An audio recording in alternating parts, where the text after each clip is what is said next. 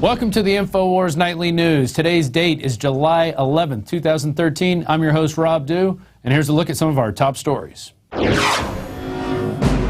Tonight, Obama signs an executive order to allow the shutdown of all U.S. communications. Meanwhile, the IRS is training their agents with AR-15s. And a Democrat representative in Illinois calls for troops on the streets of Chicago. That's up next on the Infowars Nightly News. Welcome back. Well, it's something Alex Jones has been warning you about since the passage of the Telecommunications Act of 1996, and President Obama has finally laid the final piece of the puzzle. Here it is out of the Examiner today. Obama signs executive order to allow shutdown of all U.S. communications. And this came out of a link from RT. RT has reported that a secretly unannounced move, President Barack Obama signed an executive order giving the Department of Homeland Security, that's your friend Janet Napolitano, the ability to shut down all of the United States communication systems upon his request. Yeah, just upon his request. There it is. Now, the reasoning behind this executive order is that he feels the government may one day need to access all of our telephones, computers, cable communications in the name of national security, which he's already doing right now. So I don't see what the difference is, why he even needed this executive order. Maybe it's just to add cover. He goes, oh, wow, the Snowden thing came out. I better put out this executive order just so we keep everything hunky-dory. But this is something we've been talking about for years. If you go back and watch Police State 4, Police State 3, I believe some of it's in 9/11 Road to Tyranny, all of our communications are being grabbed, and they have been for a long time. They built rooms in the telecommunications hubs of all the major phone companies to tap us anytime they want. They can do whatever they want, and this just lays it all out. This goes in hand with the internet kill switch that's going on. And here's the title of his emergency statement, his executive order: Assignment of National Security Emergency Preparedness Communications Function. That's what he calls it.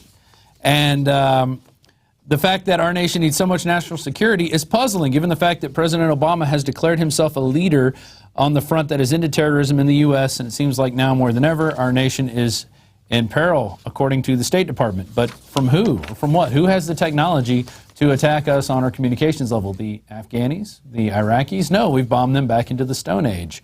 The Chinese? No, they build most of the technology we use. Maybe the North Koreans, but they probably can't even get their rockets off the ground. Never in the United States history has a president given himself the authority to shut down the entire nation and immobilize the citizenry. And that was out of the Washington Examiner, taking a page. The link actually originally came from RT, but you can go, all the links are there to go look at the executive order, read all about it. And I would encourage you to go check out Police State 4, The Rise of FEMA. Either get the copy at our Infowars store at InfowarsStore.com, or go see it online. I believe it's on the Change the Channel website on YouTube, or on the YouTube site, and you can watch it there. Towards the end, there's a whole section on the NSA communication takeover, and that was made back in 2009, even before Edward Snowden's time. We're going to move on to some gun news now. Illinois rep calls for troops on Chicago streets. This is from Kurt Nemo, came out today. Representative Monica Davis, a Chicago Southside Democrat, has demanded that the governor of Illinois deploy state police and National Guard on the city's violence-racked streets. I am requesting with this press conference that Governor Patrick Quinn order the Illinois National Guard and Illinois State Police to come to Chicago and work with our mayor, Rahm Emanuel, to provide safety for the children. I'm calling on the National Guard to come to Chicago and ride up and down the streets. You know, I was back in Chicago a couple years ago in 2010. I was watching the National Guard ride up and down the streets, conducting different exercises of going door to door, searching for terrorists, searching for meth labs, taking out terrorists. They were doing training with the Boy Scouts, and they also had Polish troops and Polish Secret Service and Polish FBI in there on the act, you know, teaching them how we do things in the new Stasi America. But this is nothing new, calling for the National Guard to come out to Chicago streets because there's so many victim disarmament zones. No, back in 2008, Governor Rod Blagojevich on Wednesday signed a new law that will put tougher penalties on selling guns to minors, blah, blah, blah. But he also said he might be able to free up some resources to get troops into hot zones. Okay, and that was back in 2008 he was talking about that. Now, 2010, 2 years later, Well, there's more calls. More state reps came out, and we actually have a clip of this from 2010. This is off a YouTube video called National Guard to Start Patrolling Chicago Streets. Let's go to that. State Representatives John Fritchie and LaShawn Ford are calling on Governor Quinn and Mayor Daley to deploy the National Guard to help the city's police department combat the shootings, killings, and crime sprees plaguing some Chicago neighborhoods. When you have a police department that is offered help, I'd be hard-pressed to understand why they wouldn't accept that help. As much as I'd like to have as much help as possible, I'm not sure that mixing the National Guard with local law enforcement is the solution. Yeah, there's a voice of reason there. Yeah, mixing the National Guard is not the solution. When I was in Detroit with Aaron Dykes, we were shooting a bunch of B-roll of the Detroit decay. We actually saw a sign there that said, "Where are the troops for us?" And it was written in graffiti on a sign. They actually wanted troops in their streets as well because they think that's going to keep them safe. They think having troops running up and down the streets, pointing guns at people, terrorizing them, taking from their homes, like what just happened in Boston, what happened in Katrina, is going to keep people safe. And what did they do? They just went into the areas where they knew people were living and had guns and went and just confiscated people's guns. And that's just going to make the crime rate explode. It always does. That's why Chicago has the problem that it has, because there's so many victim disarmament zones. And so what do we have now? We have Jacob Sullum off of Reason 24/7 blog. Illinois has become the last state to legalize concealed carry.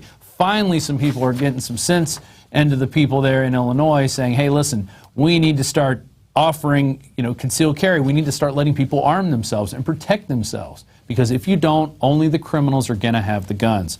Let's go into this article right now. The Illinois legislature overrode Governor Pat Quinn's veto of a bill allowing state residents who comply with certain objectives to carry concealed firearms. Illinois is the last state to impose a blanket ban on concealed carry, is complying with the December decision in which the U.S. Court of Appeals for the Seventh Circuit said that policy violates the Second Amendment. Just having a license, making you carry a license, violates the Second Amendment. It should be anybody's right to carry a gun to protect themselves. We'll go on. It is known that the shall issue policy as opposed to a may issue policy. The new law gives the Illinois State Police 6 months to make applications for concealed carry licenses available. And so what does Rahm Emanuel do in response to that? He wants to create more zones, more gun-free little areas in Chicago where criminals know they can rob you because you're not going to have a gun, because you're going to be following the law and not carrying your gun into that area. And this is from Ammo Land. It was posted on Infowars.com. Rahm trying to circumvent new Illinois concealed carry law with bogus gun free zones. The Illinois legislature overrode Governor Pat Quinn's veto of a bill allowing state residents who comply with certain objectives to carry concealed firearms. And Breitbart reported this on June 26. Illinois is the last state to impose a blanket ban on concealed carry, is complying with the December decision in which the U.S. Court of Appeals said it violates the Second Amendment. Of course, that's what it does. This means a parent with a concealed carry permit who wants to walk their child home to keep him or her safe, well, they'll be out of luck, because they will be following the law and will not be bringing their guns into the victim disarmament zones. And the criminals who want to prey on people like that, they're not going to follow the law anyway, so they don't even really care. But we have this thing where the government wants to be able to carry guns at all times and put them in your face and terrorize you. One of these agencies is the IRS, but they don't want you to have your gun. They want you to jump through special hoops to get guns. They want you to, bow down to all their victim disarmament zones. Well, here we have IRS won't say why agents are training with AR-15s. This is posted by Jim Hoft, and Fox Carolina reported on this, and we're going to go to that video right now. Congressman Jeff Duncan wants to know why he saw IRS agents training with powerful semi-automatic rifles. Duncan says he witnessed the agents firing AR-15 with 30-round magazines at a Maryland federal law enforcement training center last month. Duncan was touring the facility with Homeland Security officials as part of his investigation into the amount of ammunition purchases the agency conducts. Well, now he's investigating why an agency that collects taxes needs agents armed with such big guns. Well, people are going to start getting tired. I guess I can answer that question. People are going to be tired of paying their taxes to a government that is spying on them, that is using that money to create drones to spy on them and bomb little children and innocent people in other countries. They're just going to get sick and tired. They're going to get mad as hell. They're not going to take it anymore. And then they're going to stop paying their taxes. So you're going to have these goons from the IRS, these parasites, these despicable people going around and putting guns in people's faces, killing Americans who don't want to give their money up to, the government, who's just doing evil things with it. I have a friend who hasn't paid his taxes in years, and he was a veteran. He actually went and fought for this country. He actually was training death squads, he found out later, at the School of the Americas. And now he goes down and every year he protests that. But he refuses to pay his taxes. And it has been a burden on his life. He's not allowed to get a decent job because eventually the IRS catches him and forces him. They try to garnish his wages, so he moves on. But, he's mad as hell and he's not going to take it anymore. That's what's going to happen. That's why you have him training with AR-15s and buying all these bullets, because people are going to stop paying their taxes. That's coming right down the pike. Moving on, and we have a bunch of articles about the Zimmerman case up today. I just grabbed one of them, and it's with this judge who looks like she got her White House talking orders from the White House, trying to compel Zimmerman to get up on the stand and defend himself and open himself up for cross-examination, violating his Fifth Amendment. She says, you don't have to answer any questions, but I'm going to start asking you questions. And here's the article from Paul Joseph Watson and Alex Jones. Judge in Zimmerman case pressured by Obama administration. Speculation is raging that the judge in the George Zimmerman case could have been put under pressure by the Obama administration after she staged a bizarre outburst during which she interrogated Zimmerman while repeatedly silencing his lawyers. And here is that clip. And have you made a decision, sir, as to whether or not you want to testify in this case? I object to that question. Okay, overruled. Have you made a decision as to whether or not you want to testify in the case? I object to that question. I think that's overruled. On Mr. Zimmerman's behalf. That decision. I am asking your client questions, please, Mr. West. I object to the court inquiring of Mr. Zimmerman as to his decision about whether or not to testify. Your objection is overruled. You do not come into my court and tell me what to do. I'm going to railroad this jury into a guilty verdict if it's the last thing I do, Mr. Lawyer and Mr. Zimmerman. Now, would you just answer some questions, Mr. Zimmerman? Look at that lady. I bet she's really proud of what she does. She probably has a very uninformed jury sitting there, too. And one of the things that actually you get with every order at Infowars is this little citizen rule book here. It's not very big, not many pages. 60 pages, but 60 very small pages. You can get a 10-pack, a 20-pack, and let me just show you what the first section is. Table of contents. Section 1, a handbook for jurors. Oh, look at that. It talks about jury duty. You are above the law, your jury rights, the law of the land, the 10 Commandments, the Communist Manifesto, and how all that works into the way juries are framed these days. Jury tampering, giving up your rights, a jury of your peers.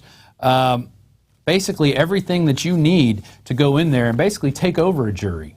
Okay, we've had a couple jurors. One was he was a grand juror, Hoppy Heidelberg, who we've had on the show many times. He's dead now, God rest his soul. And he talked about how they gave him a jury handbook and he actually read it. He was one of the grand jurors on the Oklahoma City case, and he started asking questions and wanted to bring in witnesses, and they said, Mr. Heidelberg, they went to his house, the FBI agent said, are you going to cause any more trouble? And he kind of laughed it off like, you don't scare me, you little punks. He's like, I know what's in the book. I read the book. We also had another case. David Knight interviewed this guy, the New Jersey weed man, who actually was able to get jury nullification in 2 cases against him. So it can be done. All you have to do is inform the jury, or you yourself become an informed juror. Okay? If you're on a jury, pass out some of these citizen rule books to the rest of the jurors. Explain you guys have the right to look at the law and the facts, not just listen to the judge, ramrod her decisions down the throat that are coming from Washington. And we covered earlier, I think it was yesterday with David Knight, how the Justice Department was actually funding protests, funding protesters to come down there, setting up infrastructure so people could protest this Trayvon Martin situation, which is just blown into a huge story, which normally this thing would not have made it out of the statewide news, but now it's huge news. Moving on to a Breitbart story, California Senate passes bill permitting non-citizen poll workers. And they have the sign here, vote aquí, which also means vote here. Senator Norma Torres, a Democrat from Pomona, who placed the Botana bill before the Senate, said that the non-citizens could help the 2.6 million Californians whose English skills are limited. These individuals have an absolute right to make fully informed voting decisions on Election Day. I wonder what they're going to be telling them to vote for. Vote for them to take your guns and more entitlements, because that's why they're there, to get those guns and get those entitlements. And I'm sorry, I don't think you should be able to work at a polling center for the United States unless you're a United States citizen. I don't think you should be able to vote unless you're a United States citizen. That's how it works in every other country in the world. I can't go to Libya and vote in their elections. Why should we let people from Mexico come and vote in ours just because they decided they want to move here? No, you become a citizen, then you get to vote. That's how it works everywhere else in the world. Why do we have to be different? Because we're so free and we have so much money that we can just pay all these entitlement programs. Interesting. A group that has been working on this voting situation, they've gone in and tried to get vote for dead people. They've tried to vote as Eric Holder, is Project Veritas and James O'Keefe, and his new book just came out, Breakthrough, Our Guerrilla War to Expose Fraud and Save Democracy. It's by James O'Keefe, the founder of Project Veritas, and he's going to be on the show, I think, tomorrow with Alex Jones, talking about this book. But they've been doing a lot of good work, a lot of good citizen journalism, just basically getting cameras, going out there and creating the news, because the mainstream media is not going to report on this. You know, they'll go out and report on an oil changing facility that's ripping people off, but they're not interested in looking at the power of government and when that is corrupt. They're really not interested in that. That's not their bread and butter. It's basically to keep, you know, talk about consumer things and who's wearing what and where we're going. That's why it takes citizen journalism, which takes us to our next story. This story we put up a few days ago on Infowars. It was on the health section. And we gave it the headline, Leukemia-causing chemical is lurking in your pantry. And this is from the blog Whole Food, Real Food, Good Food. And I actually know the person who started this blog. I've known her since college. She's a good friend of my wife's. Her name is Julie Hornbecker. And basically, she was a stay-at-home mom. She started looking at the ingredients on the back of the food that she was feeding her kids and her husband, and started doing research on it. She uses Natural News a lot. She tells me she's a big fan of Mike Adams. And by doing all this research and stuff, she goes, you know, I ought to share this information with people. So she started a blog with the help of her husband and some other people. And now she writes articles. She puts them up. Now, the one thing I do want to say, Julie, if you're out there watching this, your headline needs a little work. We can go to her blog right there.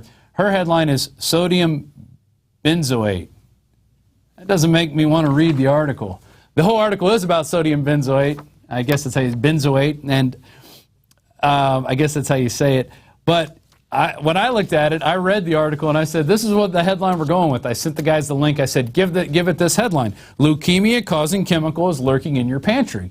Because it has in there, in this article, that they stopped using it in rubber manufacturing, the benzoate, when rubber workers in there were getting leukemia, and these mass amounts, just massive amounts of leukemia was going on, and cell damage. But this chemical is more toxic than high fructose corn syrup, and it's used as a preservative in acidic products. And when it mixes with vitamin C, which is in a lot of acidic products, it creates benzene, which is a cancer-causing chemical. So on top of it causing leukemia, it can also cause cancer, and it's in a lot of stuff. So you ought to start looking at the back of those labels and start realizing what you're putting in your body, start putting organic food into your body, start drinking clean water, get it filtered.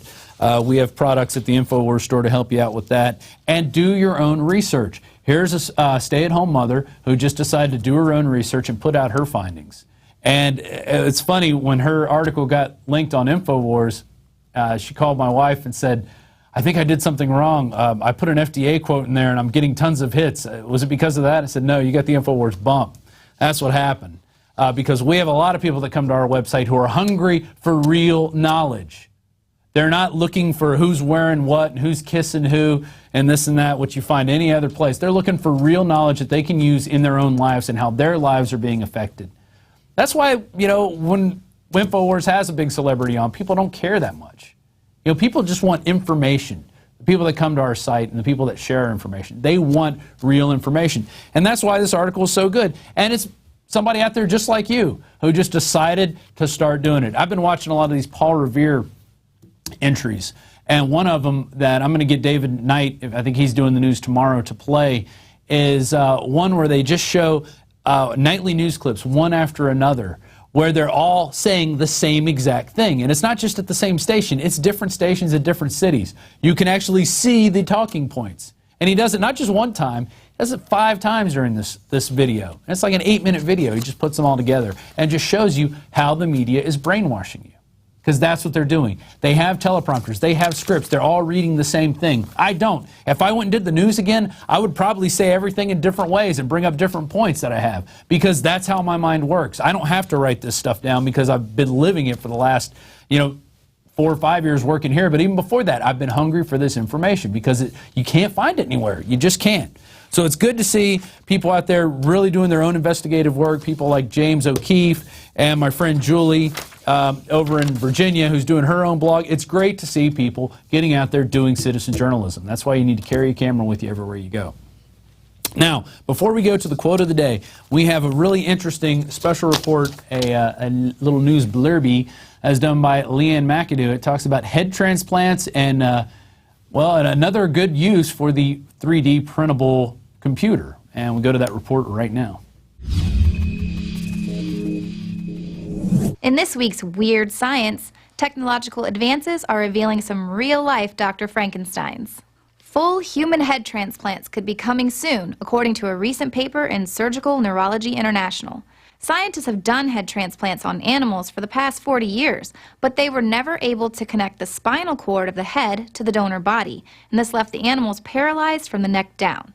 But Dr. Sergio Canavaro said the technology only now exists to reconnect surgically severed spinal cords. With the donor and recipient in the same operating room, surgeons cool the donor head between 55 and 59 degrees Fahrenheit. Then, both heads must be rapidly removed at the same time, reconnecting the head to the donor's body and circulatory system within 1 hour. Once the head is reattached, the heart can be restarted, and doctors can keep working to reconnect the spinal cord. Canavero says the procedure requires an ultra-sharp blade. The clean cut is vital to spinal fusion since it creates a seamless edge that encourages the body's natural healing process to fuse and reconstruct. Full head transplants could help paraplegics and people with muscular dystrophy who could benefit from having an entirely new body. Buttercup the duck can waddle and swim thanks to a prosthetic 3D printed foot.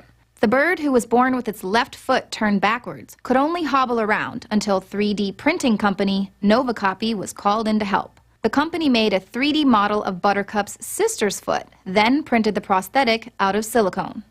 And the first IVF baby to be pre-screened for pre-existing diseases has been born in the United States. Connor Levi was born on May 18th after a Philadelphia couple had cells from their in vitro fertilization embryos sent to specialists who checked them for abnormalities. Scientists looked at chromosomes in the embryos to select those with the proper chromosome count for a better chance of leading to a healthy baby.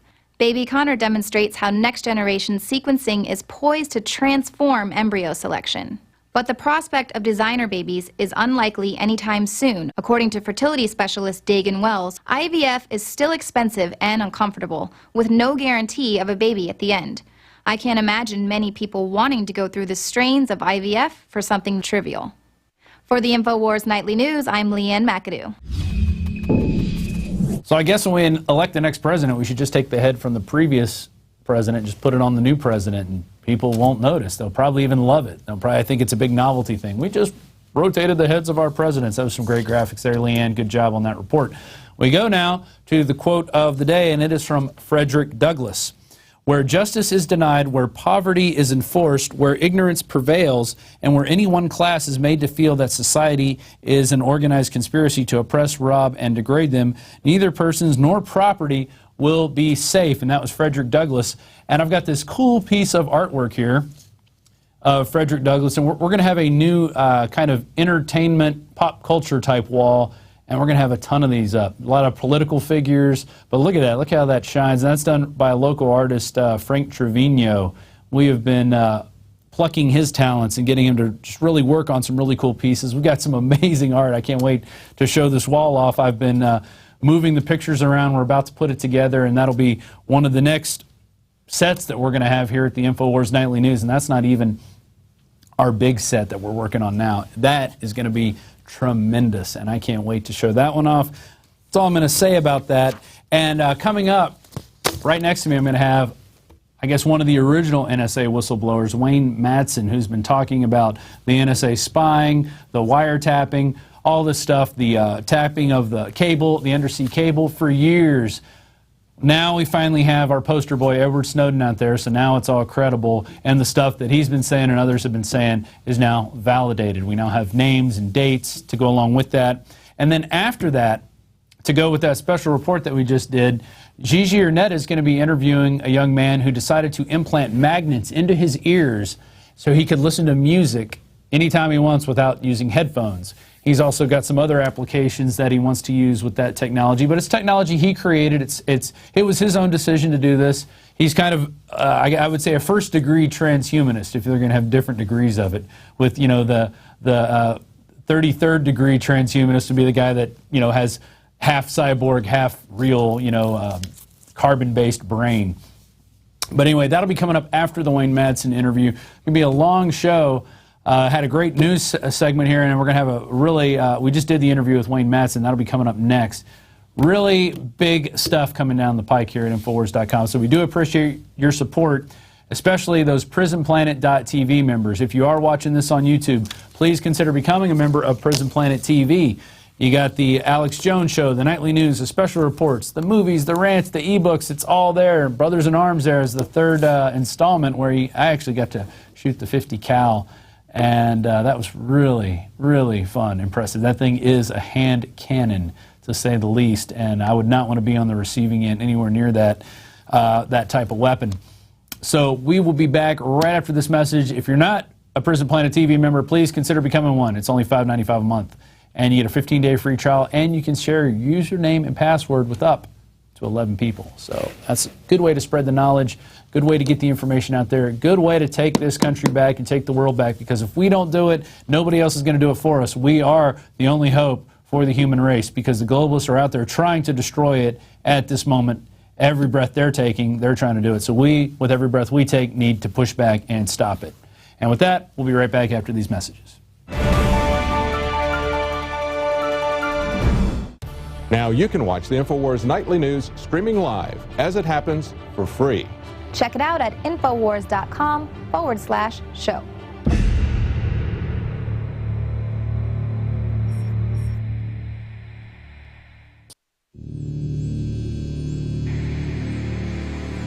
Are we choosing our own paths, our own destiny, or has it been pre-selected for us? C.S. Lewis said, when training beats education, civilization dies. We need to always be cognizant of, as a free society, that information can be used as a weapon. Barrier to discovery is not ignorance.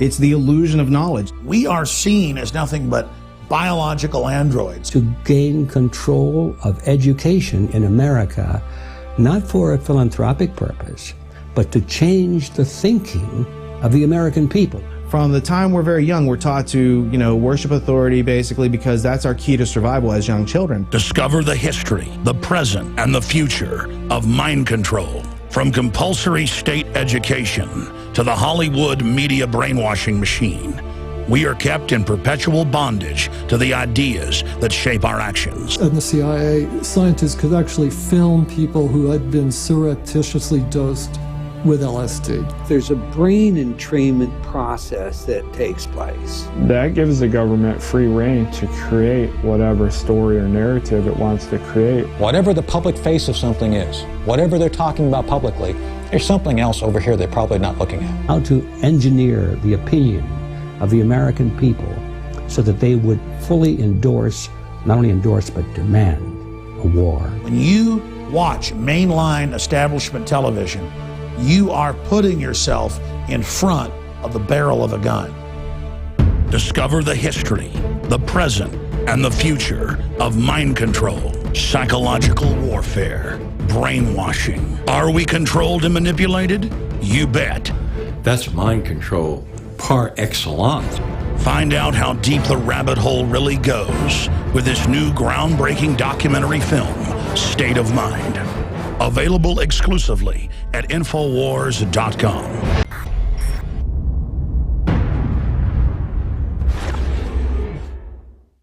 Because there's a war on for your mind.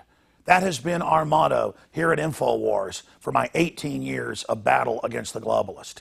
And now we see the open announcements of global, private, corporate tyranny over our governments. That's what the New World Order is an unaccountable private combine of organized crime engaged in corporate takeovers of nation states and the conscious attempt to abolish basic rights and fundamental liberties. Infowars.com is not just leading the charge against this here in the U.S. or North America. We are leading the charge worldwide.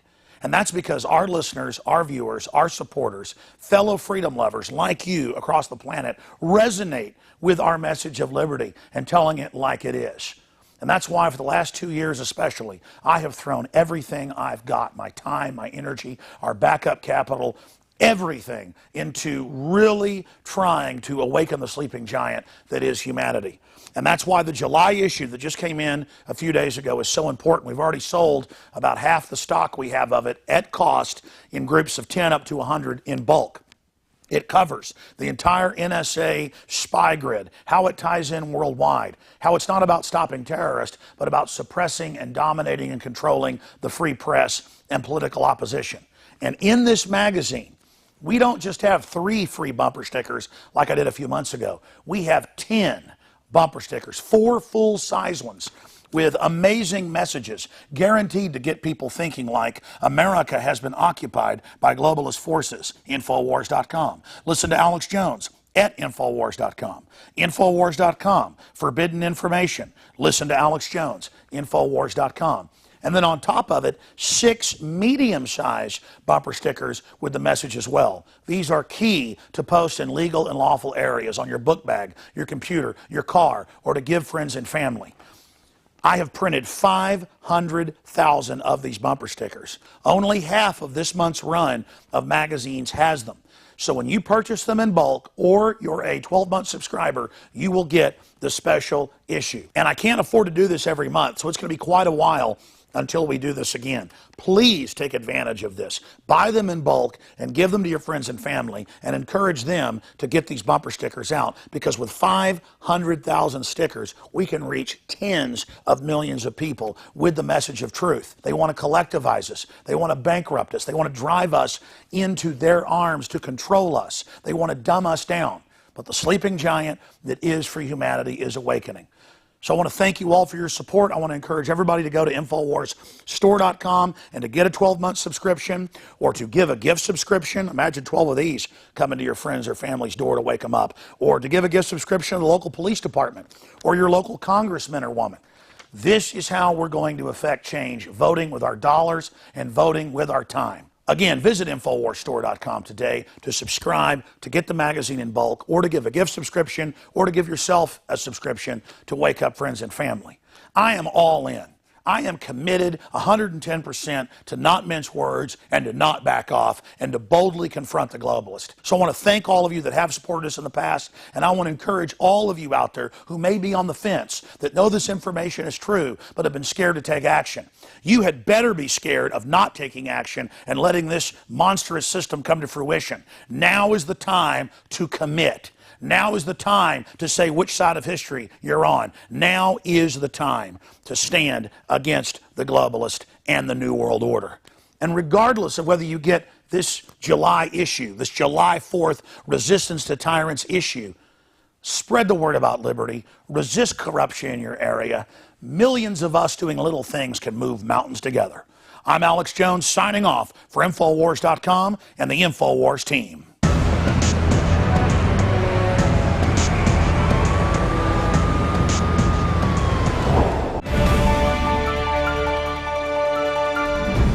Welcome back to the Infowars Nightly News. I'm your host, Rob Dew, and we're about to go to a very special guest who we flew in from parts unknown on the eastern side of the United States, and that is former NSA worker, basically our own, we call it, I guess he was our Edward Snowden before Edward Snowden even existed, because a lot of the stuff he brought up and talked about with Alex and that Alex has brought up is now finally coming out. We're getting names to these things. We're assigning dates, but the information was already out there. But before we go to our guest, I want to play a clip. Just last week, he was attacked by several Daily Beast and Washington Times reporters over a story that was eventually proven to be true. They just wanted to attack the messenger like they normally do. So we're going to go to that clip right now. This is from unreliable sources. Things took an odd turn this past week when its sister paper, The Observer, ran a front-page story that claimed European officials had reached a secret deal with the NSA to turn over private data to the USA. Now, that sure sounds scandalous, but here's the thing. The article based its claims on a single, very unreliable source, an notorious conspiracy theorist named Wayne Madsen, whom reporter Jamie Doward never even spoke with.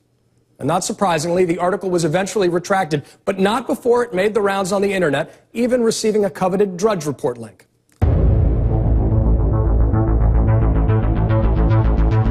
The coveted Drudge Report link. Oh my gosh, Wayne Madsen. So, and if you go and watch the rest of it, we can pull up the article there where it's at. These reporters really lay into your credibility, you know, claiming 9/11 was an inside job, all these other horrible things that we have intelligence reports on and stand-down orders and other government officials saying it was.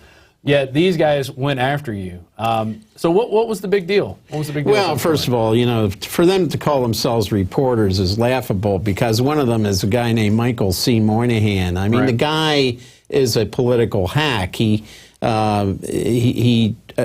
tried to break into journalism by going where every aspiring American journalism goes, Stockholm.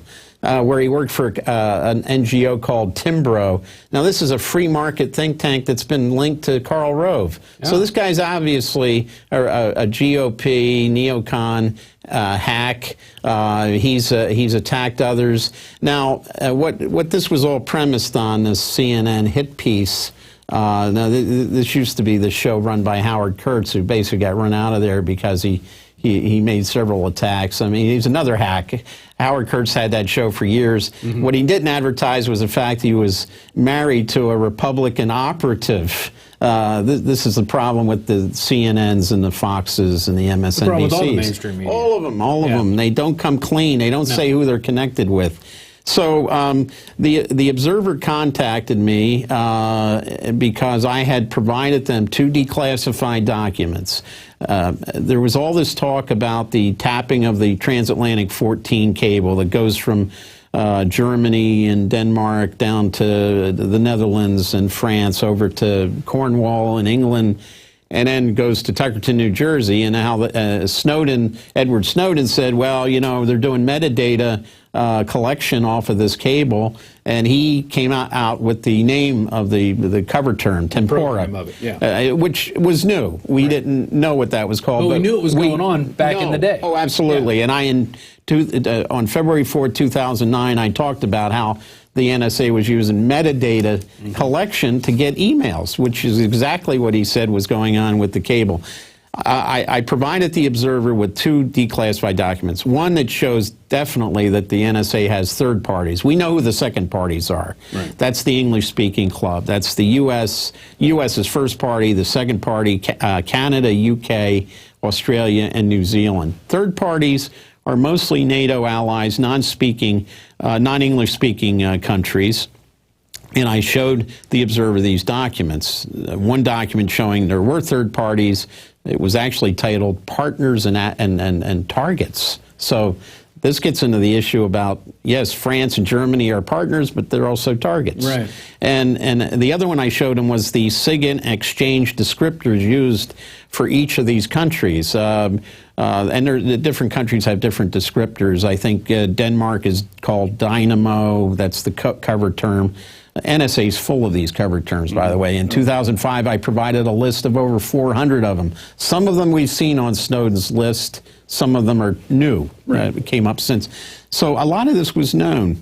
The Daily Beast guys, Moynihan and this guy Josh Rogan and this guy John Avlon, we had a picture of that. Noted neocons, by the way. Right.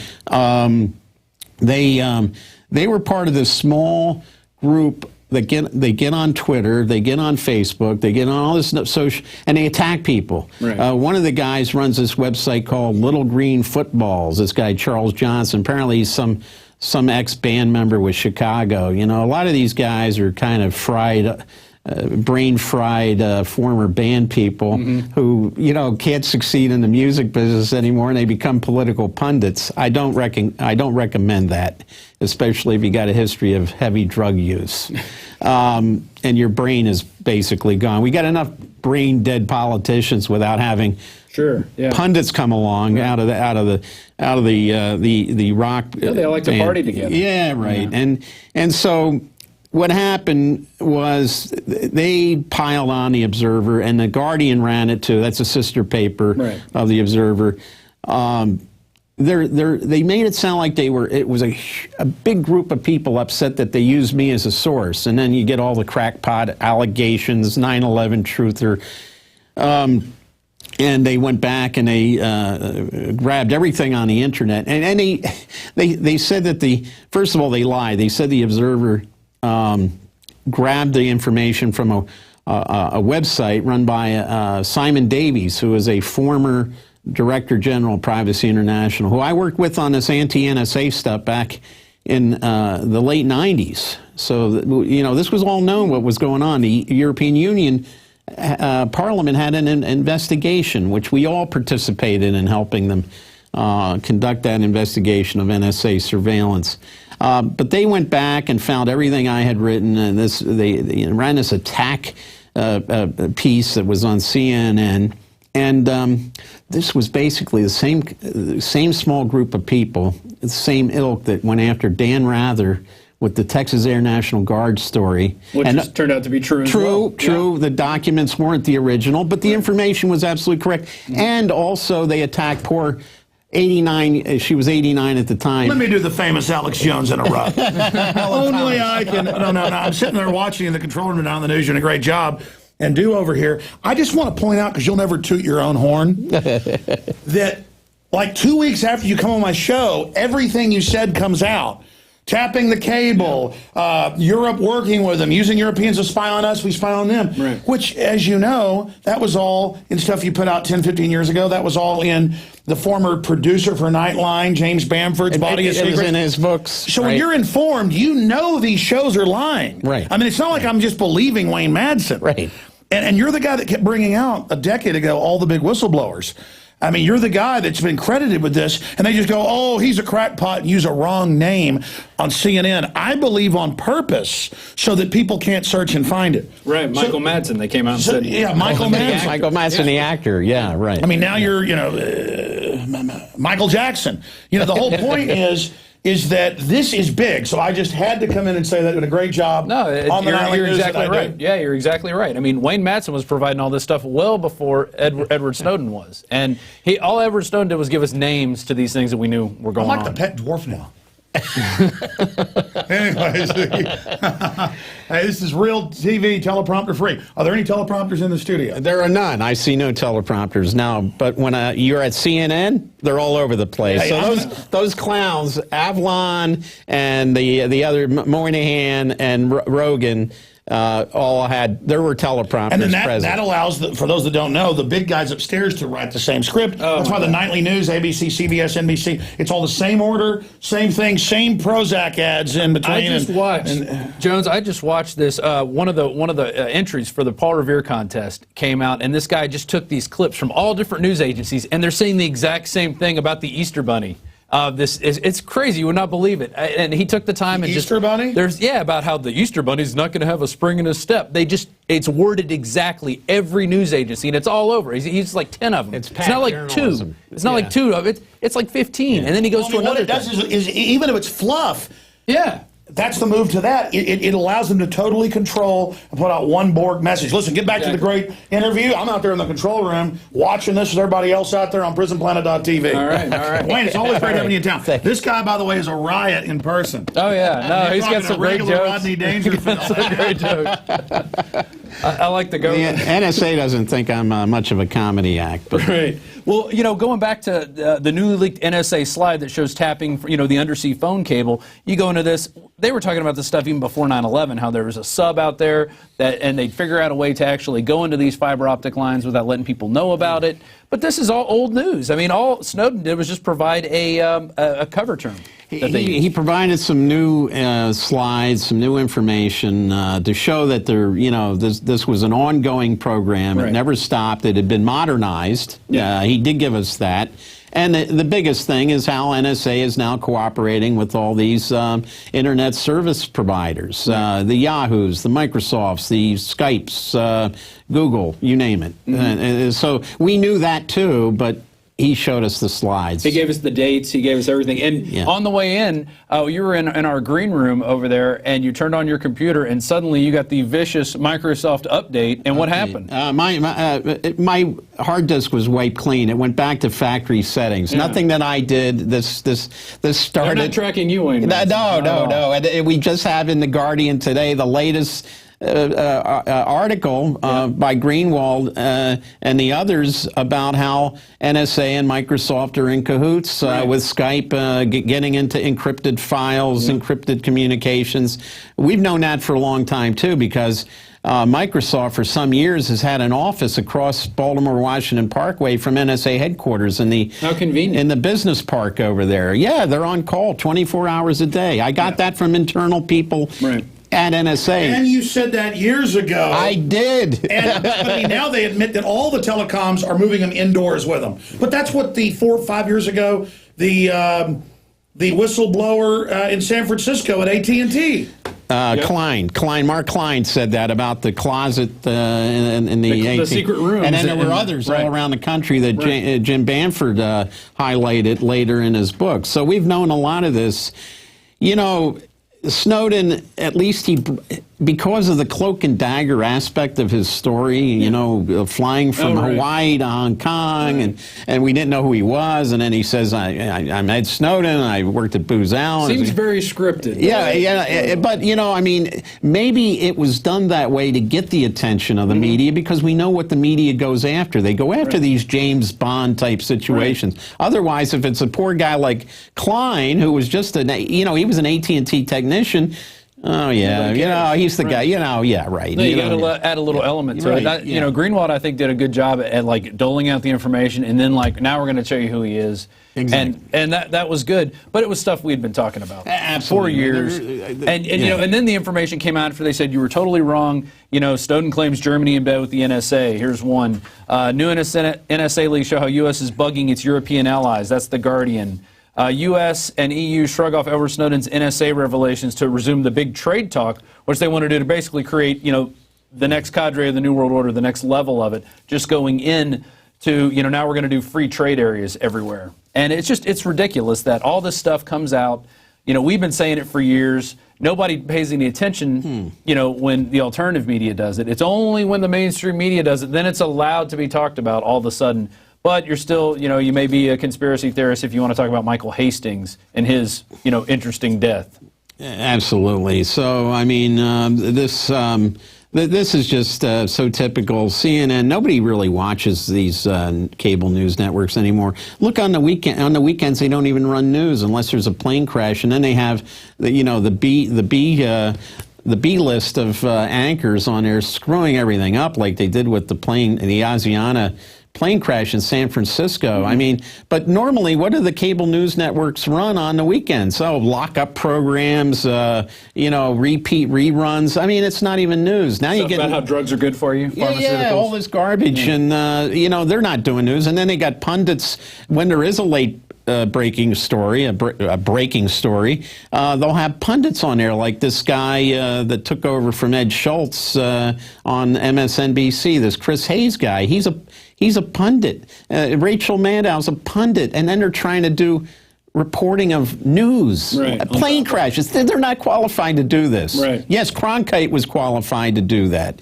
Rather was qualified to do that, but these people don't exist. They've been replaced by these I don't know what the heck they are. Rachel Maddow's qualified to get people up into a racial frenzy, especially over this Trayvon Martin thing, which it came out earlier this week that the Justice Department was actually funding some of these protests. They were actually sending money down to actually fund protests for people to just go out and just exude more racial hatred. Let's take a local story, a local Florida story.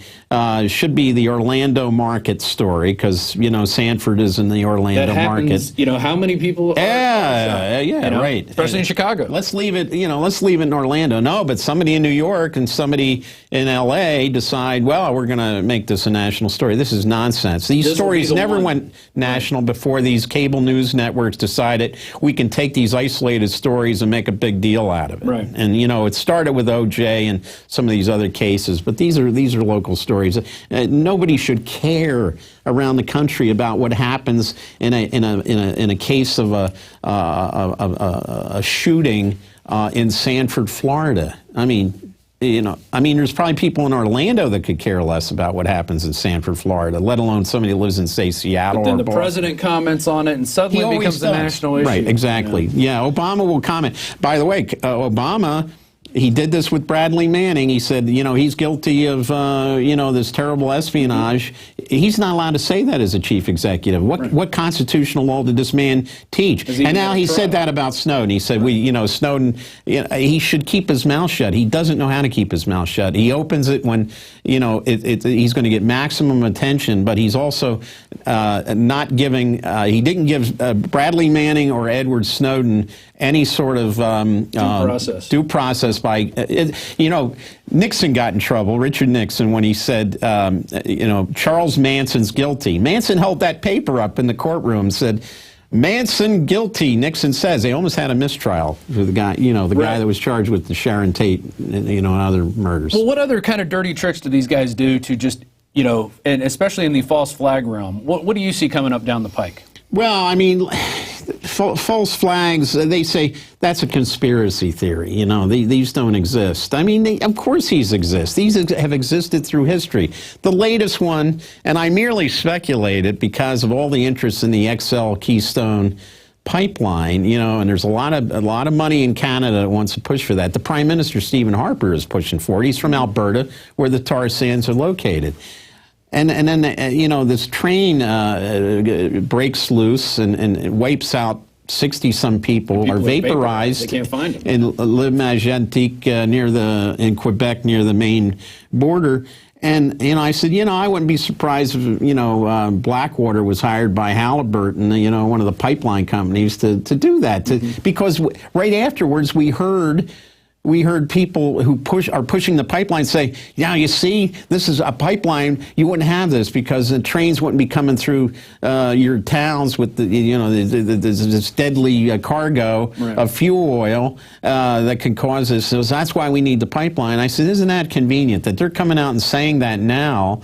And that now we know that the Canadian police have that under investigation as a potential industrial sabotage criminal act. They said somebody messed with the brakes. Absolutely. So now they're looking at it like that. So here we go. Yeah. Here we go. A conspiracy theory? Then the RCMP must be into conspiracies. What about Michael Hastings' death? I mean, the engine goes in a different direction, the car rolls into a tree. Right. The engine block is found, 50 yards from the autumn.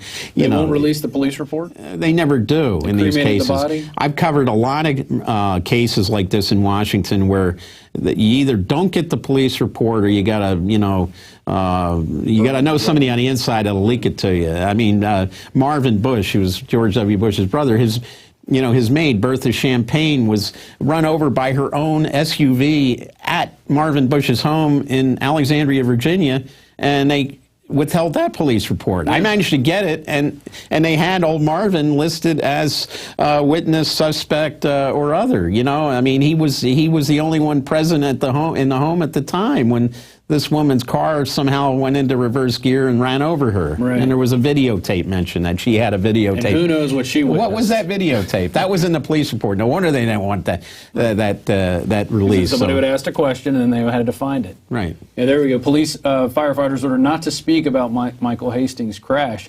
And it's just cover up after cover up. But now we're catching them every time they do something. We're able to just come back and say, oh, we caught you on that one. Yeah. Just like when these Daily Beast reporters came after you, we're like 2 days later, everything comes out that you said. Yeah, well, you know, I mean, as I said, there were only probably about 6 people involved in this screed against the Daily Observer. Now, it's interesting. The big German newspaper Die Welt also had it up on the front page, and then they broke that link. They put it back up in its original form, a picture of Angela Merkel with my quote underneath in German saying, she's like the chief inspector in Casablanca that walks into Rick's Cafe and says, I'm shocked to find gambling in his establishment, because she said she didn't know that this espionage, this surveillance was going on. She's part of it. Of course she's part of it.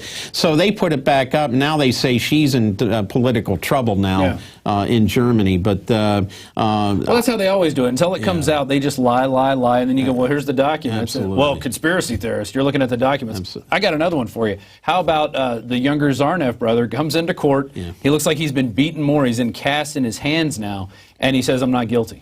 Yeah, and it also comes out that his brother, who, you know, there's a lot of video evidence that showed that his brother was not run over by a car, that it looked like the guy was naked. Yeah. You know, they stripped him because they were... And walked him into a car. His aunt said that was him. And now it's come out from Boston law enforcement that he was a known drug dealer. Drug dealer, jihadist, Al-Qaeda? Wait a minute, something Sounds doesn't... like he's got inside connections. Yeah, something doesn't... And then Uncle Ruslan, of course, is tied up with Graham Fuller, a longtime CIA agent. Uncle Ruslan is forgotten about. I immediately smelled a rat with that when they had the helicopters in Washington flying over Uncle Ruslan's house in Montgomery County. I said, hey, Uncle Ruslan's got some money. Yeah. I mean, you know, I mean, this guy's not a poor guy. Some side deals. And you look into his background. He was heading up all these CIA-connected nonprofit organizations, basically CIA giving weapons to the Chechens fighting the Russian government. Right, and it's easy to skim a little off the top there and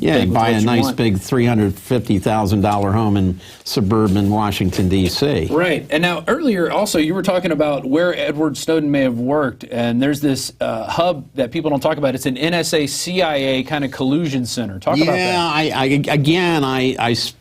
I speculated, you know, it's informed speculation, but when they talked about him being assigned to the U.S. mission to the UN organizations in Geneva, Switzerland, and that he got this information about some Swiss guy was set up a banker by the CIA and a DWI, and they, you know, got information. You know, I said, wait a minute. The only place the Swiss Foreign Ministry said yes, he was assigned to the U.S. Embassy, so that was true. Mm-hmm. I said he had to have been with this group called the Special Collections Service.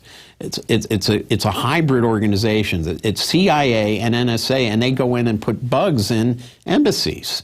And we again knew about this from a book written by Mike Frost, who worked for the Canadian NSA, the Communication Security Establishment Canada, wrote a book called Spy World back in the mid-90s, where he explained all this about how when NSA couldn't bug somebody in the United States, they'd call the Canadians down to do it for them, to get around the FISA. Mm-hmm. Margaret Thatcher got the Canadians to come over and do the same thing on her own cabinet ministers. So we knew about these. We knew the code words, oratory, all these code names came out in his book. But I figured Snowden's bringing this back up to date about this organization. It's not even well known in NSA. It's called F6 in NSA. Not everybody in NSA has clearance or access for that project. But this is what it does. So, and later, what does Snowden do? He comes out and says, yes, Special Collections Services are in 65 U.S. embassies and missions around the world doing foreign satellite interception. And of course, the Latin Americans were mentioned in particular. They're up in arms about this now. But, you know, it's New Delhi and other capitals. Well, we got to keep an eye on our petty dictators that we implant. Exactly. But, you know, it came out we're also spying on our so-called allies. Right. But we've been doing that for years. And the leaders of those countries know what's going on because we give them some of this intelligence so they can use it against their political adversaries. This is why Angela Merkel's in trouble. But look, the Social Democrats, they get in there, they're going to do the same thing. We're going to give them the intelligence on the Christian, you know, it's the elites. Now, General Keith Alexander, this is not well known. He didn't go to the Bilderberg meeting outside of London this year, but the last 5 he was present at Bilderberg. What is the head of the NSA and the U.S. Cyber Command now? He wears 2 hats. What's he doing at Bilderberg? Run an intercept operation. They're going after Snowden for releasing slides that say no foreign, which means no foreign dissemination. We've got the head of NSA over there talking to the leading industrialists in Europe. And all their Secret Service agents and their heads of security. Exactly. And it's just a big off the collision. record, all this off the record stuff. And this year, Alexander didn't go, but the CEO of this company, Palantir, went there. Right. One of the companies involved with the sock puppet operations, right? A company that was involved with H.B. Gary Federal and going after Glenn Greenwald when he was writing about the Bank of America. You know, so we can see what's going on here. Greenwald is being attacked by the same people that attacked me on that CNN Reliable Sources program. Right. The same people that attacked poor Helen Thomas when she was caught by a guy with a hidden camera inside the White House grounds. How do you get a hidden camera inside the White House grounds? You got to go through Secret Service. So, you know, yeah, people, journalists like Dan Rather, Helen Thomas, Glenn Greenwald, you know, and I'm not on the same level. I won't say that I am, but I got set up by these clowns with reliable sources. Right. But, you know, let them do what they want, because I went back to 2000, and right there in the CNN archives is I'm quoted talking about NSA eavesdropping on email. Yeah. In 2000. In 2000. Right, right. And that came out in this Washington's blog article, too. They list a bunch of old sources from 2004, the mid-1990s. They were talking about the special submarines. And then there's even a quote from Lieutenant General Hayden, who's the NSA chief at the time. Computing power will allow it to process greater masses of data, which he says hopes will eventually allow a single analyst to extract wisdom from vast varieties of raw information. That's where we're at now. The Utah Data Center, right, NSA's exactly. big 17, the size of 17 football fields, can process a yottabyte of data. That's so many zeros. Yeah. You can't even figure it out. It's a lot of G rates. Exactly. So, you know, this is where Hayden always wanted to go with this. And this is NSA. Even when I was at NSA in the 80s, they used a term that shocked me. They said they wanted total hearability for everything in the world. Remember, this is when they were intercepting radio, phone calls. This is before the World Wide Web. We did have the internet, but the hearability, they thought in terms of listening. What do you think the little cell phones are that you're carrying around? Exactly. They wanted total hearability. That's what their goal was in the 1980s. And I said, they want to hear everything. And they said, yeah, they do.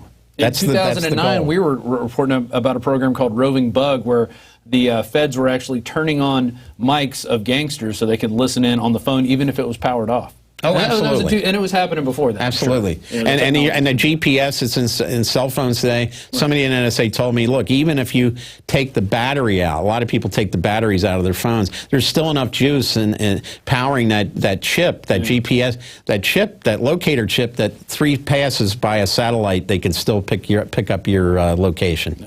They can geolocate you. Totally ridiculous. Where are we going from here? When will the scandal get big enough to either bring down this NSA apparatus that's going on, or even, you know, bring down the Obama administration? Well, I mean, the problem is, you know, Edward Snowden is the focus. People are more focused on him than they are on the information he's released. And I don't think he obviously wants to be the center of attention. I mean, every time a plane leaves Moscow, Sheremetyevo Airport now, they think he's on it if it's heading down towards Latin America. Right. So where in the world is Edward Snowden? I know. So this is the problem with the focus on him. But I have to say, Nixon did make his disagreement with Daniel Ellsberg, who released the Pentagon Papers. He made it somewhat personal, and, you know, having his plumber's team burglarize Dan Ellsberg's psychiatrist's office. But, you know, Nixon dealt with the Gordon Liddies, and so there was like something in between. Nixon wanted to get all the leakers. Right. Yeah, Ellsberg one of them. But Obama has really personalized this with Snowden, like he did with Bradley Manning. And Obama's coming off looking like a South Side Chicago thug going after this kind of geeky kid from the Baltimore suburbs. And I think people are now recognizing Snowden is the underdog here, and he's got support all over the world, from Latin America, from Africa, from the Middle East, from Europe, from Eastern Europe, from Asia. And Obama's, you know, he was popular in some of these countries. His popularity has sank. Well, it sucks. People realize the fraud. Right. And that's why it's not going to be hard to make the Obama deception, too. Yeah. All the information's out there. He stuck his foot in his mouth. He's killing people with drones, left and right children.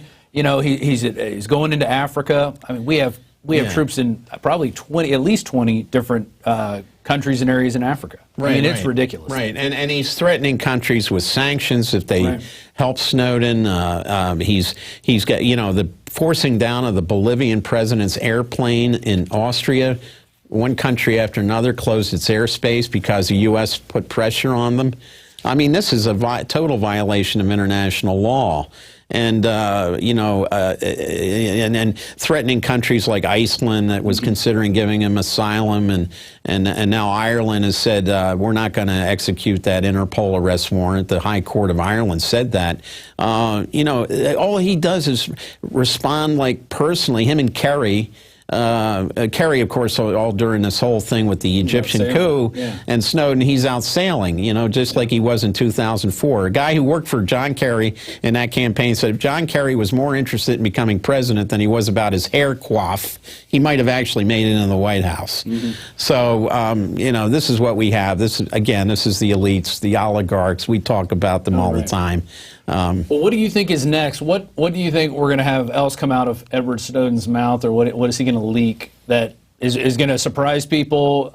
Will they just, you know, what do you think is going to be the big shoe to drop? He's got a lot of PowerPoint slides, and I don't know whether they've actually, you know, given us you know, all the good stuff has come out. That may be the case. I noticed, like, the last revelation was about NSA being able to intercept video Skype and encrypted communications using Skype and Microsoft products. We're getting into the more technical stuff now, stuff we've already also known about. We've known them. Yeah, we know Skype has been on the list. You know, the important stuff, the metadata and all this capturing email. I think we're probably now into the more mundane NSA programs.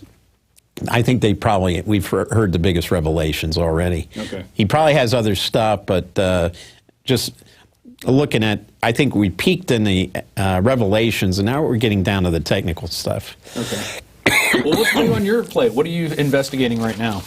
Well, you know, I had to deal with this attack by these neocons, but you know, the mere fact that they came out of the closet and identified themselves. One of them is a guy named Professor John Schindler at the U.S. Naval War College.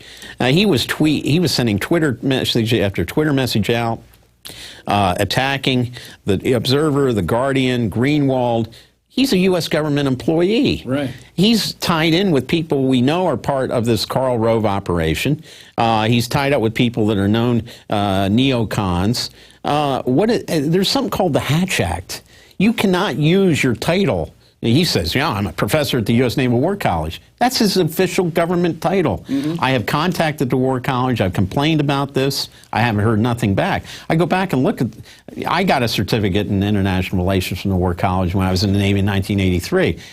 It was, you know, you didn't hear much about the Naval War College, Newport, Rhode Island, you know.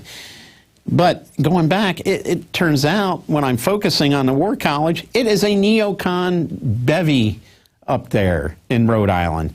They had Laurie Milroy as one of their associate professors. She's the one who said that Saddam Hussein was behind the 1993 World Trade Center bombing. Even Peter Bergen with CNN said she was a crackpot with that theory. Right, you know? because we know it was the FBI. And so we got this guy Barnett. He's another guy. He's the one who came out with this map that the U.S. will control the world in the 21st century. You know, all this neocon drivel and claptrap. We need a new Pearl Harbor coming out of the Naval War College. So I'm glad the Naval War College has exposed themselves by not cracking down on the political activism and the violation of the Hatch Act. at a Navy college, part of the United States Navy. But, you know, are we going to see anybody from, you know, Chuck Hagel? You know, is he going to do anything? I doubt it, because he made his deal with the devil when he, you know, was confirmed by the Senate.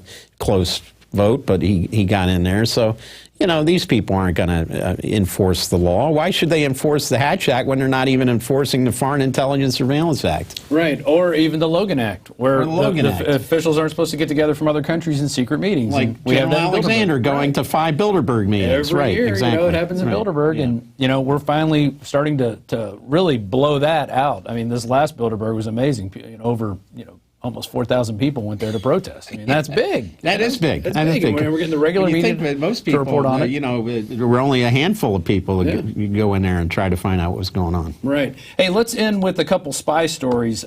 You were telling us some stories about Hayden, how you've kind of been his nemesis for years, and he sees you at events and whatnot.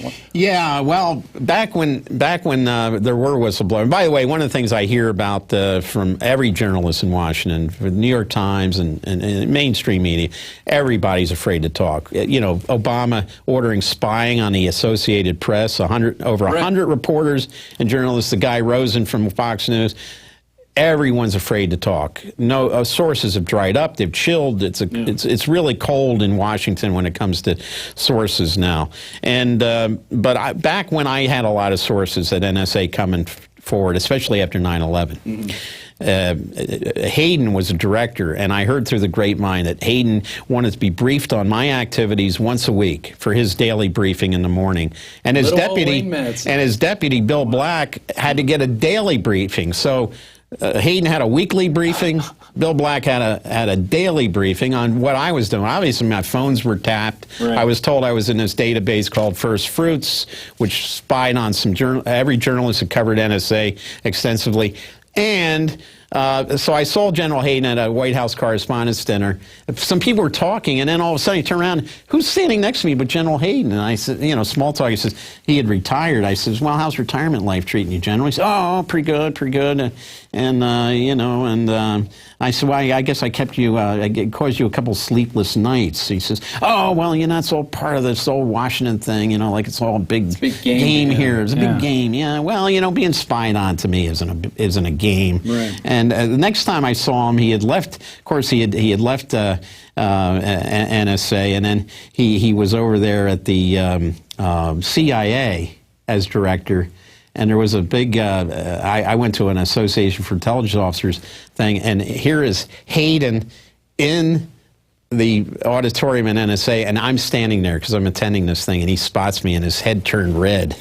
And he walked by, he was with some other guy, and he says, be careful, we're on treacherous ground right now. Treacherous ground. So, yeah, I've been kind of a pain to Hayden over the years. But, you know, people were coming forward at NSA and telling me how he was involved in all these projects. There were billions of dollars being wasted, groundbreaker, trailblazer. And these were all the projects that led to what Snowden is revealing today. And they're still wasting money to this day. Total waste of money. You know, they're saying, I think just to get to that undersea cable and tap it, $2 billion a year. Yeah. I mean, ridiculous. Yeah, so, you know, you see SAIC and Booz Allen and these other companies just making lots and lots of money. Our money that they're spending. Our taxpayers' money. Yeah. It's incredible. Wow. Well, you can, your website, the Madsen Report, WayneMadsenReport.com. Yeah, that's where people can find out. It's a subscription service where they can get this intel. You were writing stuff about the underwear bomber when that came out, too. I remember when that was one of the first big false flags when I started at Infowars. I was working on a movie, and that came out, and I'm like, we got to start pulling this information. He was allowed on that plane, that Northwest plane, with the same kind of refugee document that Ed Snowden got from the Ecuadorian consul in London that allowed him to travel to Moscow after the U.S. revoked his passport. This Mutalib guy from Nigeria was allowed on the plane to Detroit with a refugee he did not have a passport. How does that happen? And with a bunk bomb that couldn't have worked no matter what. Oh, right, of course. Yeah, that's how they do it.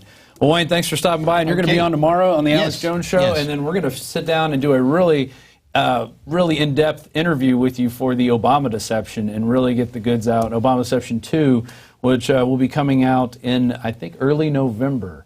And so that's going to be, I'm looking forward to having you on that, being part of the crew. We got a lot of great interviews, and you're really going to top it off and really bring it together because, you know, you're the original Edward Snowden. I mean, giving us the goods at least, and, you know, in our eyes. And, well, at least I'm not on. I'm not eating pizza in Sheremetyevo Airport in Moscow. There you go. It is better to be in Austin, Texas at this time. And, you know, our show is not done, actually. We're going to go to break, and we'll be back with Gigi Ernetta. She's going to be interviewing a fellow who implanted magnets into his ears so he can listen to music without putting headphones in. I guess it's all part of this new transhumanist thing where people, you know, want to do different things to their bodies to augment their abilities. And he's got some interesting applications that he's going to talk about. But Gigi found that story. I said, get this guy on. Let's talk with him about this, because this is all information that, you know, we should be getting out there, especially when it's on not the government level. This is like an individual who decided to do this on his own. He wasn't coerced to do it. So it'll be interesting to see what he has to say about this whole process of body modification and why he did it. And we'll be able to get those answers right after this break. And one way to fund us, one way to help us out, get people like Wayne Madsen here, is through your PrisonPlanet.tv subscriptions. It's $5.95 a month. You get a 15-day free trial, and you have access to the Daily Show live, the Nightly News live, all the special reports, all the movies, the rants, the ebooks. Everything is there for you, and you can share your username and password with up to 10 other people. So you can have 11 people using your username and password on at the same time, all watching. And you know, if we get enough people doing that, hopefully we'll start crashing our servers, and then we'll have to get bigger servers and get more, because more people are tuning in to Prison Planet TV. It's great working here. I'm having a blast doing this, like really exposing what is going on out there that the mainstream media won't do because they're funded by giant pharmaceutical companies and toxic chemical makers and, you know, basically the worst of the worst that's out there. We're funded by the people and by the products we sell that we think are good and that you need, especially like water filters. So with that, we'll be back after this brief message.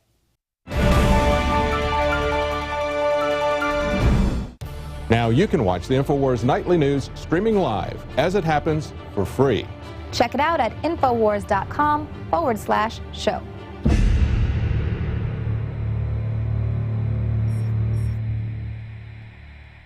Johnny Appleseed was born during the Revolutionary War. He's not just a legend. And in more than 5 states, he introduced apples that had not even been grown in the colonies. Later, the seeds from plants he planted and cultivated and some of the varieties he developed spread across the United States. And it was Johnny Appleseed teaching the colonists and then the new Americans, after we won independence, the love of planting fruit trees that introduced that idea to North America.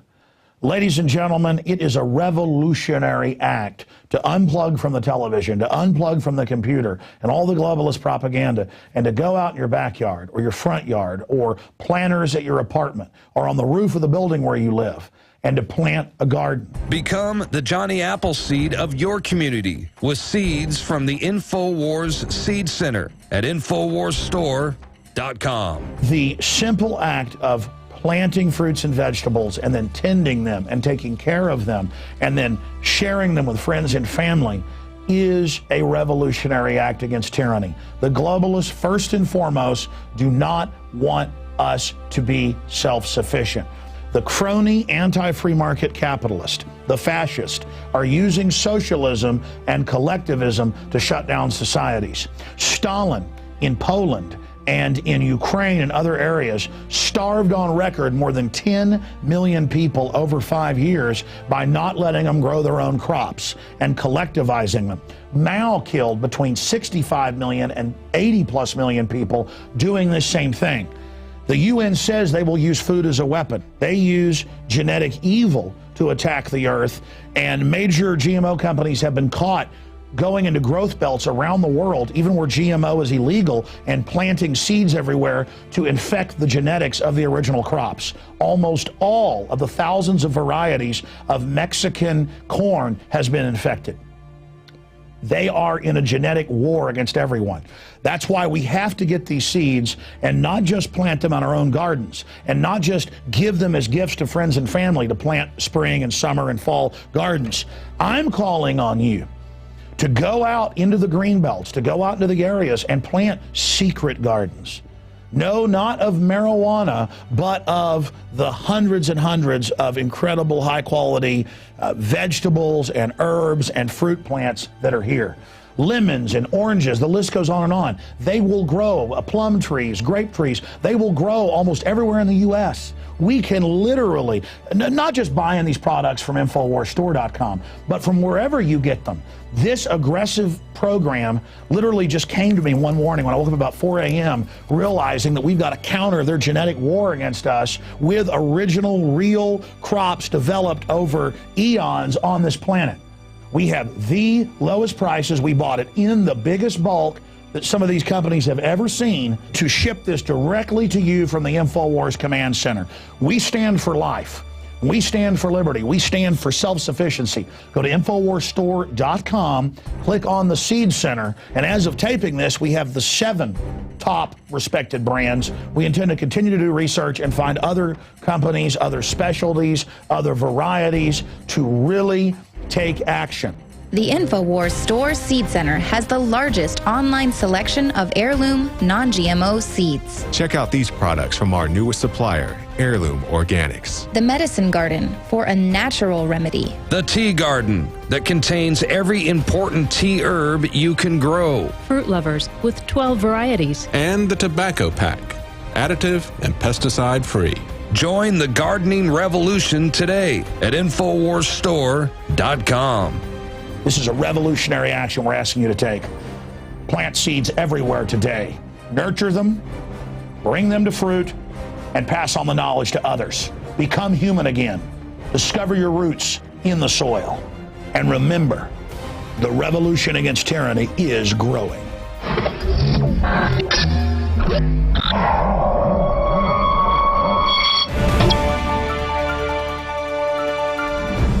Today we're going to be speaking with Rich Lee. He's a biohacker, a transhuman of sorts.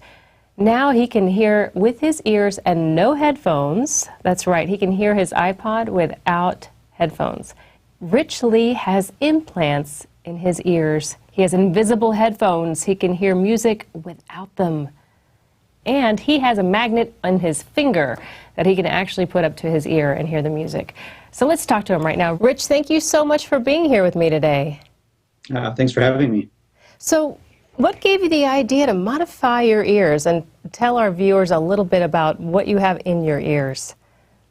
Okay. Well, as far as the idea, I've always kind of wanted bionic ears. So we have a biohacker forum, and some people were talking about a method to receive audio into your skull. So you said that there was a forum for this kind of thing. How did this come up to put magnets in your ears, though? I'm sure there are other parts of the body that you discuss. Oh yeah. There's plenty of other parts of the body that we discuss.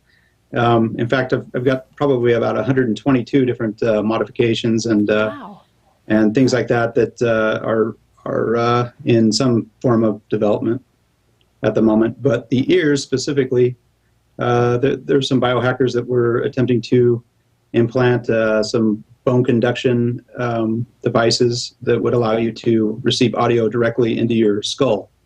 And now, has that been successfully done, or? There's actually a commercial device out there that does exactly that. So it's definitely possible. In fact, it's probably a better way to do it than what I've done. But curiosity just kind of got the cat, and I just decided to do my thing. So the way I got my ideas online, there's a device that I saw. It's often advertised as like an invisible earphone device. You can get them on eBay for like $25-30. They've got it's essentially a coil that goes around your neck. It plugs into your phone. It's got an amplifier on it, and it's got some magnets that you put into your ear canal. And your audio goes up, instead of going into some earphones, it goes into this coil. It causes a magnetic field to form, and it makes the magnets vibrate, and that actually creates sound that comes from the magnet.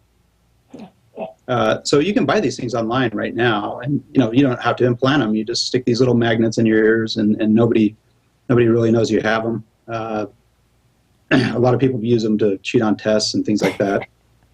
So I'm curious, can you hear better with them, or?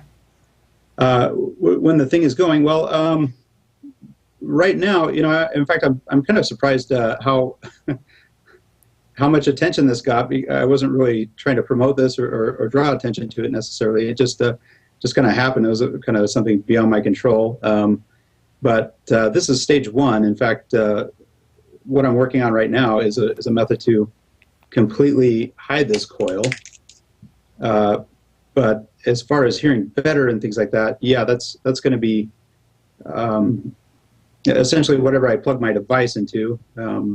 I'll be able to send whatever signal into this coil. So if I plug it into a directional microphone, I'll be able to point it in a general direction and be able to hear,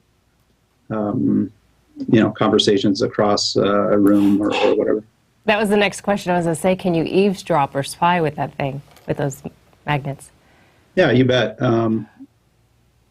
It's going to be even better once a coil is implanted next to my magnets. And I'm not talking about the large coil that you may have seen around my neck. This is going to be a very small coil, just next to my implant, and it's not going to be noticeable either. Actually, I'm experimenting with another type of coil that might really make some headlines. We'll see, but. Sorry, back into what That's okay. I'm curious. I want to keep talking about this coil. No, you're doing great. The coil. Do you have anything? Do you have anything in front of you right now that you can show our audience? Yeah, sure. I mean, well, I've got my first prototype coil. Right. This is the one that I wore around my neck. I just bought this online. Nothing fancy about it. Just a coil of copper wire, and put it around your neck and plug it into something, and it works. So, but yeah. We were talking about eavesdropping. That's right. Yeah. I will have enhanced hearing, and in fact, I've got another device that I plan to implant too that allows me to hear through walls. And in fact, I can hear through your rib cage and listen to your heartbeat. What other kind of spying can you do? You said you would be able to eavesdrop. Tell us a bit more about that. They've got like an electrolarynx that somebody might have if they're have had a laryngectomy, Right. They've got some versions of that take an ultrasonic tone that's emitted from your voice, where your vocal cords used to be, and translates that into audio.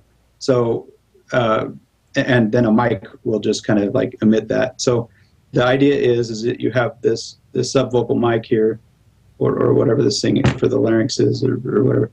And so you act like you're saying something, right? And it picks up just the ultrasonic frequency that nobody can hear with their ears, and translates it into audible audio.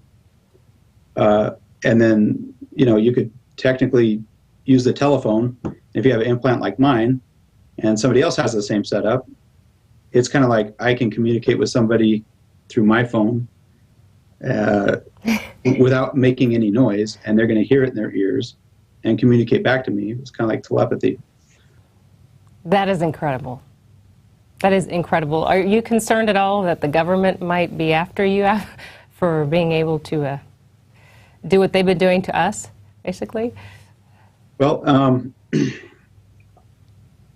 they definitely make it hard to do what I'm doing, and a lot of the things that I do in biohacking are kind of underground. I mean, it's kind of an underground movement.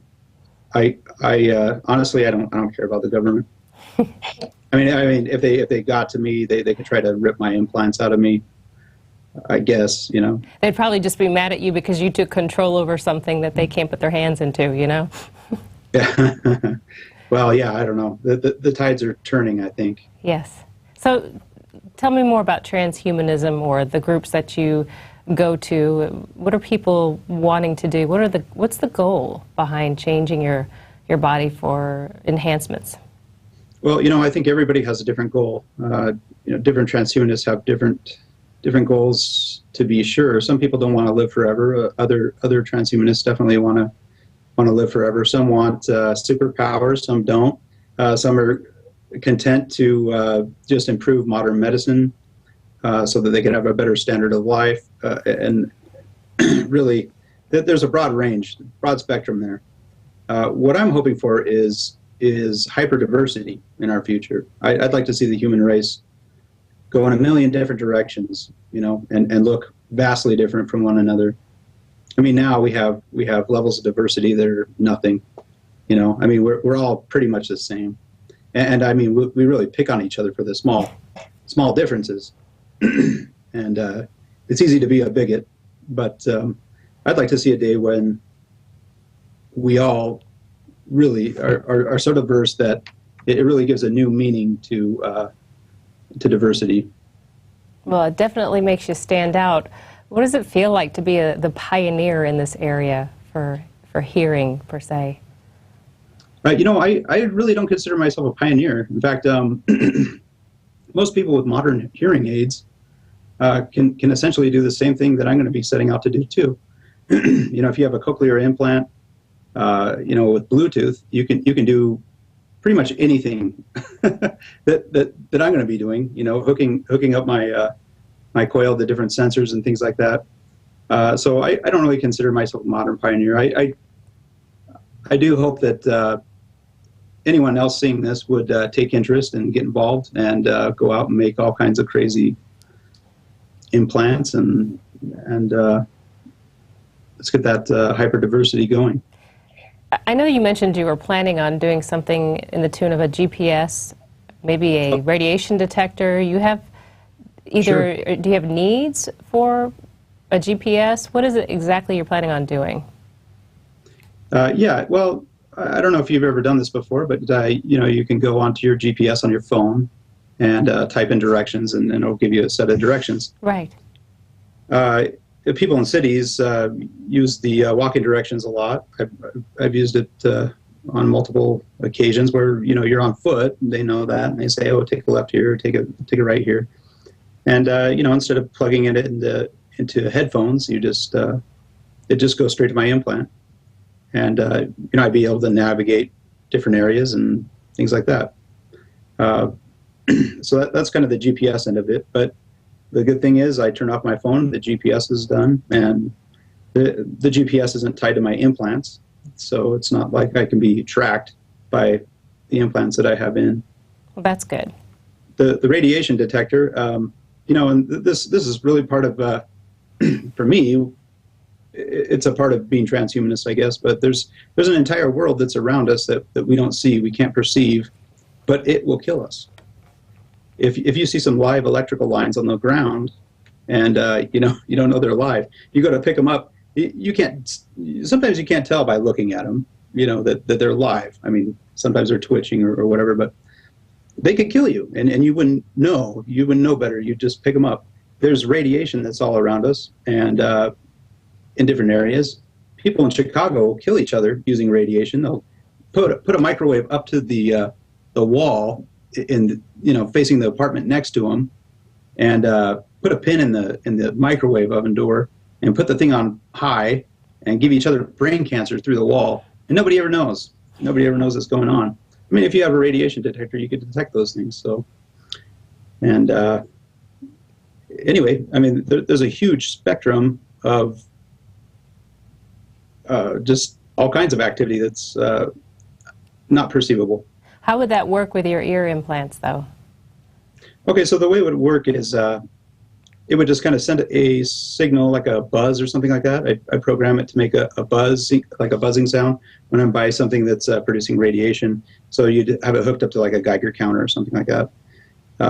So if, I don't know, if you live close to Fukushima or something like that. Or massive power lines, right? Right.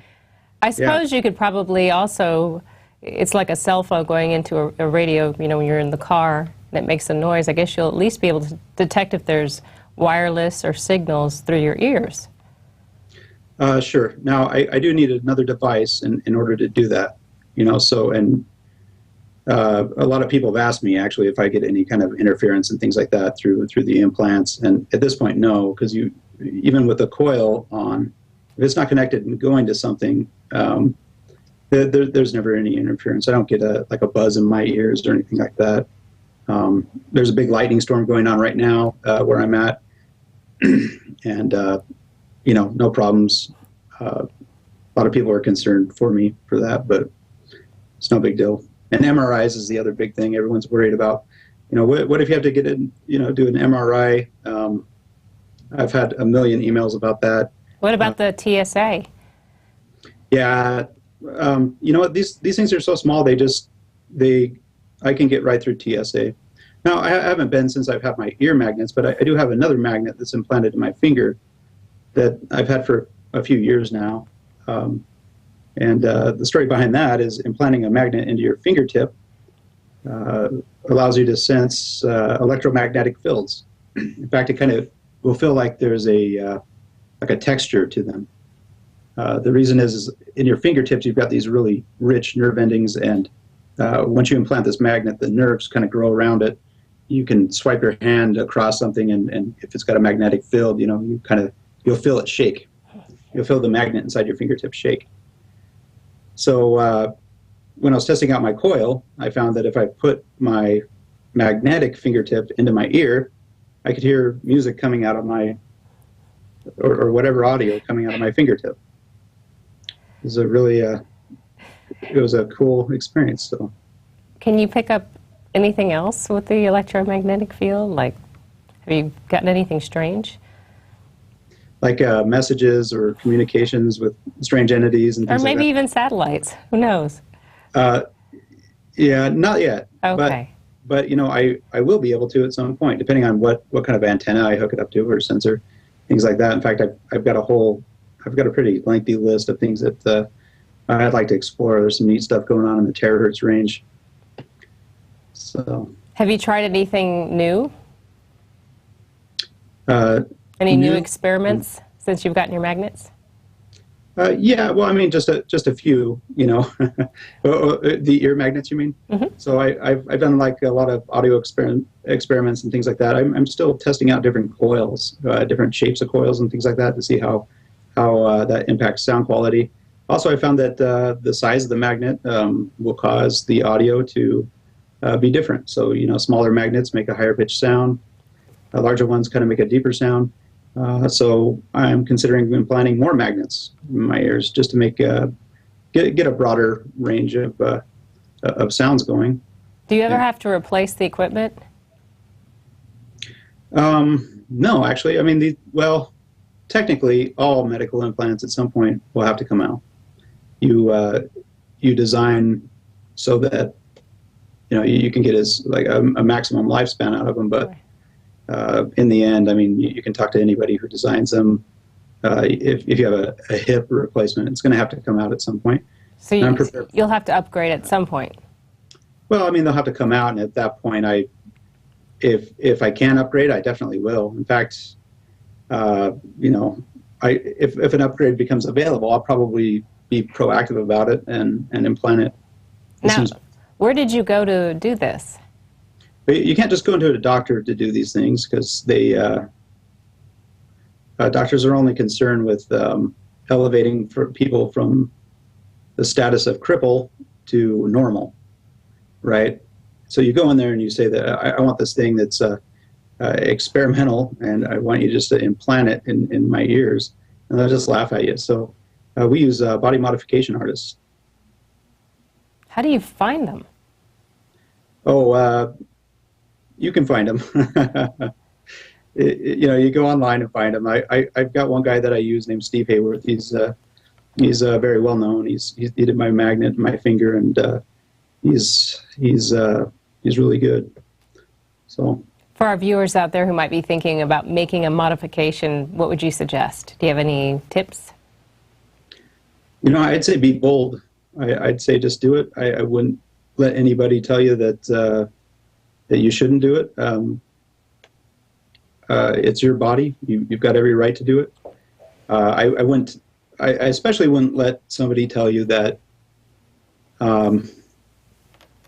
Especially don't let anybody tell you that you should be less of a person, right? Just to make everyone else around you comfortable.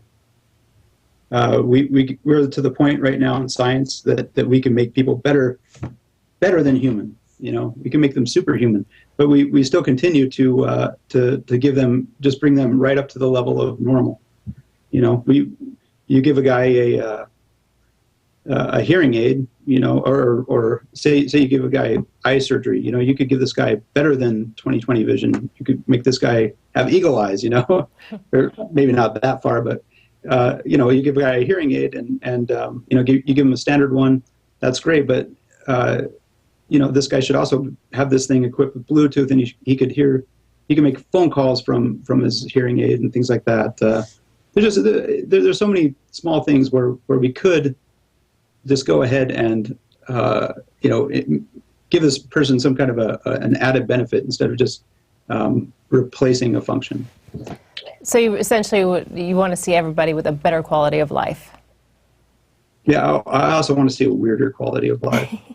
Because I mean, come on, we're all pretty much the same, you know, right now as it is. I mean, how many people do you know that you know, can detect microwave radiation, you know, or things like that? I mean, and who knows what happens in those worlds? I mean, we have an idea, of course, but it's you develop an instinct when you're working with you know, sensory input from things that you normally wouldn't deal with, like a magnetic field or something like that.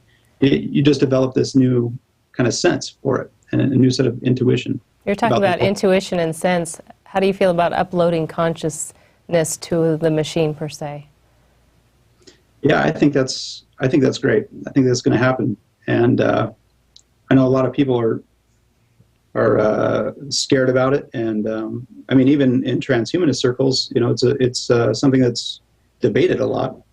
If you get continuity of consciousness, I think for me, my opinion on it is it's not anything to be afraid of, because, you know, if you upload your mind, well, then technically unless you destroyed your body in the process, well, pretty much you have two sets of consciousnesses now, right? I mean, you got part of your brain in a computer, and you got your meat body. So. But do you actually think your actual consciousness will go up, or do you think it'll be a copy or a duplicate of sorts?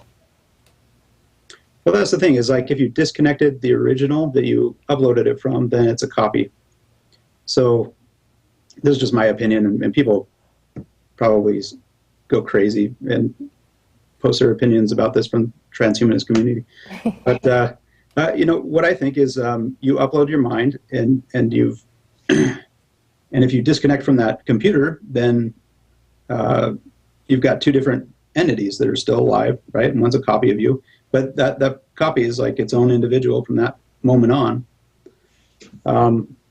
I think that it's possible to have two bodies and one mind, and receive data from another body. Well, that'll be something to look forward to, I think. I think so. I think it would be pretty wild. Well, will you keep us in the loop and let us know if anything else happens? Oh, yeah, for sure. All right. Well, I should also mention, too, because we totally skipped over this part, but I do have an eye condition. Yes. And I'm blind in one eye, and I'm going to go blind in the other eye. It's a matter of time.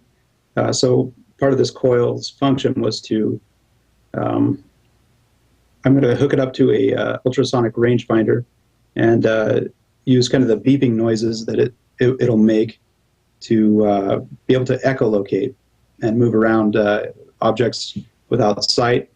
I don't plan on being blind permanently, so nobody worry. I just need a cornea transplant.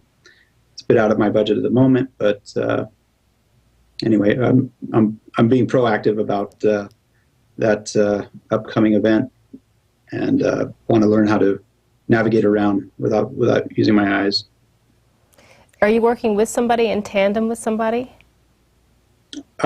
With the this project? Well, yes, with your eyesight and the beeping noises. Yeah. Actually, there's a few people that have already developed products like this, so really it's a matter of just plugging it in and going. I work with another group of biohackers that has developed a similar device. Instead of having it go to your ears, it sends a beep to the magnet in your finger if you have a finger magnet. So, you could scan an area and a small pulse will be relayed to the magnet in your finger, and you can tell how close an object is, in relation to you, or if something is coming up really fast on you, things like that. Will you equip your house to be able to handle that too? Yeah, that's going to be tricky because these rangefinders don't pick up Legos, which is a thing that I step on quite a bit in my house. Legos, huh? Yeah. Okay, that's another interview. It was great talking to you, Rich. Yeah, good talking to you. Thank you. All right. Bye. Well, you just saw what we thought was science fiction turned into reality right here on the show. And check out more about it. Go to the Infowars store that's at InfowarsShop.com and check out Robot Alchemy. Before you get too far into the transhumanism movement, check it out. Don't go too far into the rabbit hole without seeing all the things that can happen. Robot Alchemy at the InfowarsShop.com. That's it for the Nightly News. Thank you for joining me. I'm Gigi Ornetta.